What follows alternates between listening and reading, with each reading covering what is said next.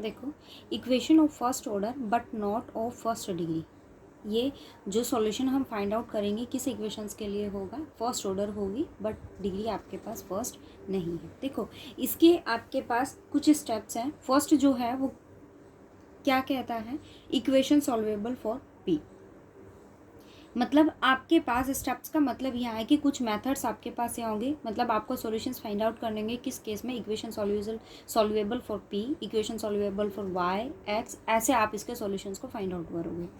Equation solvable for p का मतलब ये है कि आपके पास जो भी इक्वेशन गिवन होगी, सपोज मेरे पास ये इक्वेशन गिवन है, एक पॉलिनोमियल है, can be written in this form. ये आपके पास कोई भी एक पॉलिनोमियल होगा, गिवन होगा आपको, इसको आप किस फॉर्म में रिड्यूस कर सकते हो, p minus f one, p minus f two, p minus f of n equal to zero. It means ये प्रोडक्ट अगर जीरो है then this one is also zero, this one is also zero, this one is also equals to zero, not a zero but equals to 0, then this one is equals to 0, p equals to f of 1, p equals to f of 2, p equals to f of n, and the value of p is dy by dx।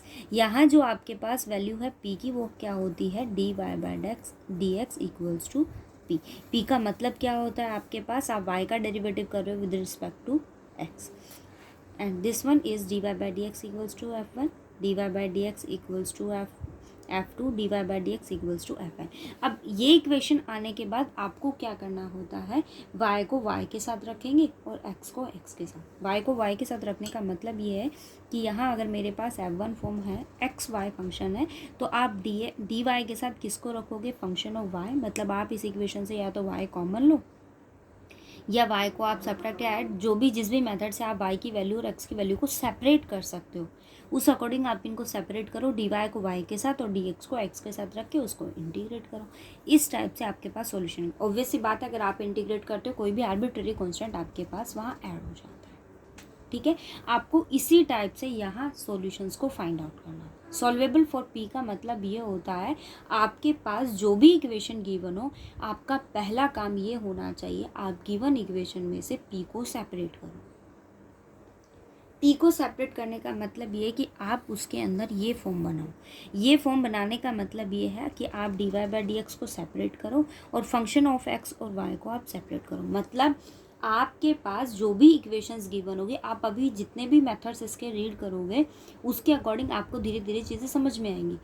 But मेरा ये बताने का ये logic है कि आप जो भी क्वेश्चन को देखोगे उसके हिसाब से आप समझ पाओगे कि वो सॉल्वेबल फॉर वाई की बात करता है, सॉल्वेबल फॉर पी की बात करता है, या जो भी मेथड वो आपसे कहता है। सॉल्वेबल फॉर पी का मतलब ये होता है कि आप गिवन इक्वेशन से पी को अलग कर सकते हो।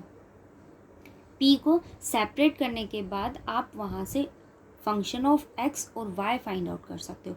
मतलब मैं अगर जहाँ पी की वैल्यू को फाइंड आउट नहीं कर सकती सेपरेटली, आप क्या करोगे, चेक करोगे कि वो एक्स के लिए सेपरेटली फाइंड आउट होगा या नहीं होगा। नहीं होता है तो सॉल्वेबल नहीं होगा।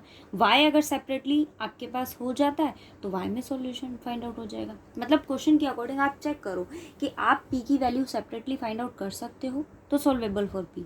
पी की वैल्यू सेपरेटली फाइंड आउट नहीं कर सकते तो आप चेक करोगे कि सेपरेटली आप एक्स को कर सकते हो या वाई को। उसके कॉरस्पॉन्ड आपके पास सॉल्यूशंस एग्जिस्ट हो जाते हैं। ठीक है, आपने पी को अगर सेपरेटली किया है तो इसका मतलब पी की वैल्यू क्या होती है, d y by D x. आप सब्सिट्यूट करो f1 f2, ये वैल्यूज़ आपके पास आ जाएंगी। फिर आप इसको इंटीग्रेट कर दो, वाई के साथ और एक्स के साथ। किसी भी डिफरेंशियल इक्वेशन को वन ऑर्डर की आपके पास अगर कोई भी डिफरेंशियल इक्वेशन होती है, सो फर्स्ट मेथड जो होता है ना, बेसिक की अगर मैं बात करूँ तो आप उसको इंटीग्रेट ही ऐसे करते हो जहाँ आप डी वाई के साथ वाई का फंक्शन रखते हो और डी एक्स के साथ आप क्या रखते हो, एक्स का फंक्शन रखते हो। इंटीग्रेट करने का यही एक मेथड होता है। यहाँ आप ऐसा नहीं कर सकते कि मेरे पास है वाई डी एक्स, तो मैंने यहाँ क्या कर दिया, वाई मेरे पास कॉन्स्टेंट होगा, मैंने इसका इंटीग्रेशन कर दिया। नहीं, आप ऐसी एक फॉर्म बनाओ, यहाँ अगर वाई डी एक्स है तो मैं एक ऐसा फॉर्म बनाऊंगी जहाँ मेरे पास एक्स एज इट इज़ रह जाएगा और वाई क्या हो जाएगा, डी वाई। अब आप अगर इसे देखो तो ये टोटल डेरिवेटिव फॉर्म करता है एक्स वाई का। X as it is, derivative of y plus y as it is और डेरिवेटिव ऑफ एक्स। ये डिफरेंशियल इक्वेशन का जो बेसिक होता है वो आप उसको ऐसे ही सॉल्व करते हो। ठीक है, सो सॉल्वेबल फॉर पी का मतलब ये होता है कि आपके पास जो भी डिफरेंशियल इक्वेशन गिवन होगी, आप चेक करो कि वहाँ से आप पी को सेपरेटली फाइंड आउट कर सकते हो या नहीं कर सकते। ठीक है, जैसे देखो इसका वर्किंग रूल देखो क्या कहता है। इसका फर्स्ट रूल क्या है, जो भी डिफरेंशियल इक्वेशन होगी आपका पहला काम क्या होगा, आप पुट करोगे dy by D x equals to p, dy by D x whole square -5 dy by D x plus 6 equals to 0। तो आपका पहला काम क्या होगा, आप dy बाई डी एक्स को सब्सिट्यूट करो p, dy by D x को मैंने क्या सब्सिट्यूट किया p, गिवन इक्वेशन क्या होगी p square -5p plus 6 equal to 0। ठीक है, उसके बाद क्या होता है, make RHS 0 and factorise left hand side into the linear factor of p। ठीक है, आपको क्या करना है, RHS को आप 0 बनाइए और फैक्टराइज कीजिए लेफ्ट हैंड साइड को into a linear factor of p। तो मैंने इसको क्या किया, फैक्टराइज किया, लीनियर फैक्टर्स मैंने बनाए, इसके फैक्टर बन गए p-3 p-2। अभी मैंने बताया आपको कि जो भी फैक्टर आपके पास बनते हैं आप उनको सेपरेट कीजिए, दो का प्रोडक्ट 0 तो ये इक्वल टू 0 या फिर ये इक्वल टू 0 होगा। यहाँ से p की वैल्यू क्या आ गई 2x, p की वैल्यू है 3, p की वैल्यू है 2। p का मतलब dy बाई डी एक्स किसके इक्वल हुआ, 3 के इक्वल, dy by D x equals to 2। dy को मैंने एज इट इज़ रखा और मैंने 3 के साथ किसको रखा, x को।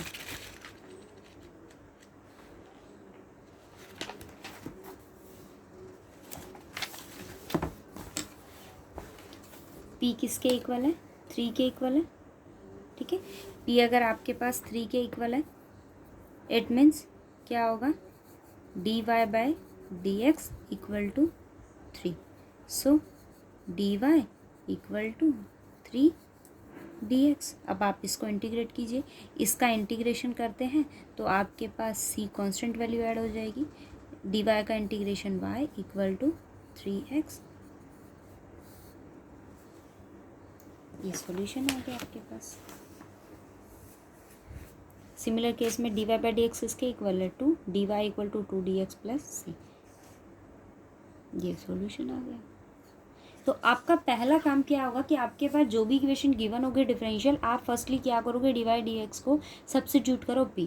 इस एग्जांपल में देखो आपके पास यहाँ p पहले से ही सब्सिट्यूट है, तो आपको यहाँ नीड मतलब dy बाई डी एक्स को p सब्सिट्यूट करने की कोई नीड ही नहीं है, आपने सिंपली रखा। अब आप यहाँ देखो ना, तो ये कोफिशिएंट ऑफ x था, यहाँ आपके पास x की कोई प्रॉब्लम नहीं थी क्योंकि dy बाई डी एक्स का कोफिशिएंट ही क्या था, एक कांस्टेंट था, तो आपको कोई प्रॉब्लम यहाँ नहीं थी। बट अगर आप यहाँ देखो तो आपके पास यहाँ p का जो कोफिशिएंट है वो वेरिएबल भी फॉर्म करता है। तो मैंने आपको क्या कहा था कि आप dy बाई डी एक्स को p सब्सिट्यूट करो, बट आप ये चेक करो फर्स्टली कि p आपके पास सेपरेट हो सकता है या नहीं हो सकता। सो ये इक्वेशन मेरे पास थी। ठीक है, मैंने क्या किया, इस गिवन इक्वेशन में मेरे पास p कॉमन आ रहा था तो मैंने p को कॉमन ले लिया। क्या आया, p square 2xp y square p plus 2xy square. अब आप अगर इस पॉलिनोमियल को देखो ना तो ये कुछ ऐसे है, p square plus 2x minus Y square p minus 2xy square. यही है ना, मतलब आप देखो तो ये क्या है, क्वाड्रेटिक इक्वेशन है इन p में, जिसके पास ये सम ऑफ रूट्स आपके पास माइनस दिस होंगे और प्रोडक्ट ऑफ रूट्स ये होंगे आपके पास, ये सम ऑफ रूट्स है, ये प्रोडक्ट ऑफ रूट्स है। अब आप इसको फैक्टराइज कीजिए, अदरवाइज आप सिंपली क्या कीजिए, यहाँ से p को कॉमन लीजिए, यहाँ से आप p को कॉमन लोगे तो एक फैक्टर आपके पास क्या हो जाएगा, ये देखो क्या इक्वेशन है मेरे पास, यहाँ p square plus 2xp minus Y square p minus 2xy square. So मैंने क्या किया, यहाँ से p को कॉमन लिया, p प्लस 2x, यहाँ से मैंने वाई स्क्वायर देखो कॉमन आ रहा है, सो मैंने माइनस वाई स्क्वायर को कॉमन लिया, p प्लस 2x। अब आप यहाँ से देखो तो p प्लस 2x कॉमन आ गया और ये p आपके पास था, मतलब इस पॉलिनोमियल p में आपके पास एक पॉलिनोमियल था जिसकी डिग्री कितनी थी 3, और 3 ही आपके पास रूट एग्जिस्ट करें, 0 minus 2x and plus y square. फिर आप क्या करोगे, 3 का प्रोडक्ट अगर आपके पास 0 तो तीनों क्या होंगे 0 के इक्वल होंगे, p equal to 0 -2x and Y square. Substitute करेंगे value, dy by D x equals to 0, dy by D x equals to -2x and dy by D x equals to Y square. फिर आप इसको integrate कीजिए, ये dx उधर जाएगा, वैसे ही 0 हो जाएगी वैल्यू, ये dx उधर जाएगा, -2x dx। अब ये देखो dy है और ये क्या है, फंक्शन ऑफ y है, तो आप वाई स्क्वायर को यहाँ लेकर आओगे और dx उधर। So dy by y square dx plus c, क्या वैल्यू आ गई, y equal to c। Integration करते हैं तो एक कांस्टेंट आपके पास वहाँ ऐड हो जाता है, y इक्वल टू क्या इंटीग्रेशन आएगा, x² 2 से 2 cancel, -x² plus c, -1 by y इसका इंटीग्रेशन होगा x प्लस c। ये सॉल्यूशन है, ठीक है। मतलब आपको सिंपली ये काम करना है, dy बाई डी एक्स को आप सब्सिट्यूट करो p और उसके फैक्टर्स आप बनाओ, फैक्टर्स बना के आप उसको इक्वेट करो टू 0 और उसके सॉल्यूशंस निकालो, ठीक है। जैसे ये देखो, ये क्या है, x² dy by D x whole square plus x² dy by D x -6y² equal to 0। dy by D x को क्या सब्सिट्यूट करते हैं, p, x² p² plus xy p -6y² equal to 0। Simply इसको क्या किया, factorise किया, ठीक है। आपने इसको फैक्टराइज किया और इक्वेट कर दिया किससे, 0 से। px plus 3y equal to 0, px minus 2y equal to 0, px equals to -3y, px equals to 2y। ये आपका, अब देखो p की वैल्यू क्या होती है, dy by D x -3y, dy by D x x 2y।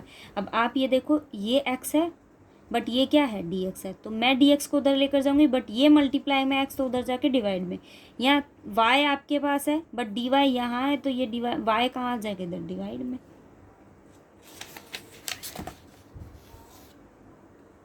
मतलब आप dy के साथ किसको रखोगे, फंक्शन ऑफ y, और dx के साथ आप किसको रखोगे, फंक्शन ऑफ x को रखोगे। फिर सिंपली आप उसे इंटीग्रेट कर दो, ठीक है। जहाँ अगर आपको मतलब फैक्टराइज नहीं हो पाता है तो आप, जैसे इसने डिस्क्रिमिनेंट क्वाड्रेटिक इक्वेशन को सॉल्व किया p को किससे, -b प्लस -b² -4ac/2, आप उसको फैक्टराइज कर लो फिर से और ये सॉल्यूशन आप उसके इसमें फाइंड आउट कर दो।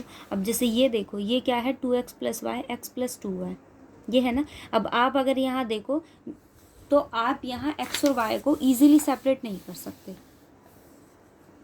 तो मैंने क्या किया, इसको देखो, टोटल डेरिवेटिव की फॉर्म अगर आप बना सकते हो ना तो आप उसे बनाइए। मतलब यहाँ अगर आप डिफरेंशियल इक्वेशन को सॉल्व कर रहे हो ना, तो आप हर चीज़ माइंड में रखना, मतलब हर चीज़ माइंड में रखने का मतलब ये कि फर्स्ट चैप्टर में आपके पास कहीं ना कहीं आपने टोटल डेरिवेटिव फॉर्म सीखी है, कि क्योंकि वहाँ आप इंटीग्रेटिंग फैक्टर निकालते थे, तो उसमें भी आपको थोड़ा माइंड में रहता है कि जैसे ये था, अभी एक एग्जाम्पल मैंने लिया, x d y plus y d x है, तो ये टोटल डेरिवेटिव आपके पास किसका होता है, एक्स वाई का। ऐसे आपको देखना होगा कि टोटल डेरिवेटिव फॉर्म आपके पास बन सकती है या नहीं। अब जैसे यहाँ देखो, वो क्या कहता है, d y by D x आपके पास किसके इक्वल है, -2x plus Y x plus 2y। तो क्रॉस मल्टीप्लाई मैंने किया,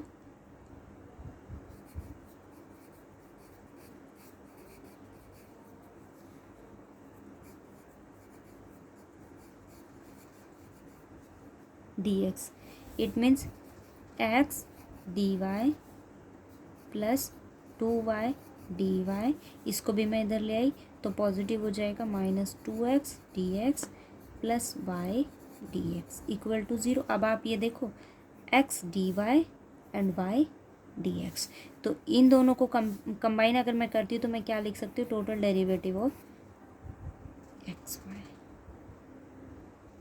ठीक है। और दूसरी चीज़ आप ये देखो, अगर मैं आपसे कहती हूँ कि ये देखो क्या है, 2y है ना, ज़रा y² का डेरिवेटिव अगर हम करते हैं तो क्या वैल्यू आती है,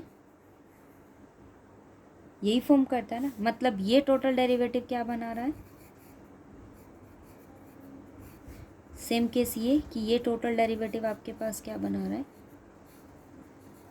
मैंने क्या करा, डी को बाहर रखा, एक्स वाई,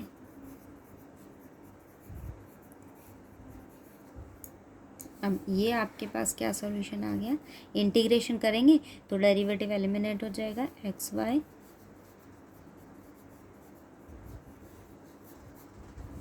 मतलब आप चेक करो कि वो टोटल डेरिवेटिव फॉर्म बनाता है या नहीं बनाता है। अगर आप सिंपली जैसे 2 को बाहर कॉमन लोगे, आप इसका इंटीग्रेशन करते हो तो वाई स्क्वायर, इसका इंटीग्रेशन करते हो तो x square by 2, y square by 2, 2 से 2 कैंसिल, वही आपके पास फॉर्म बन जाएगी।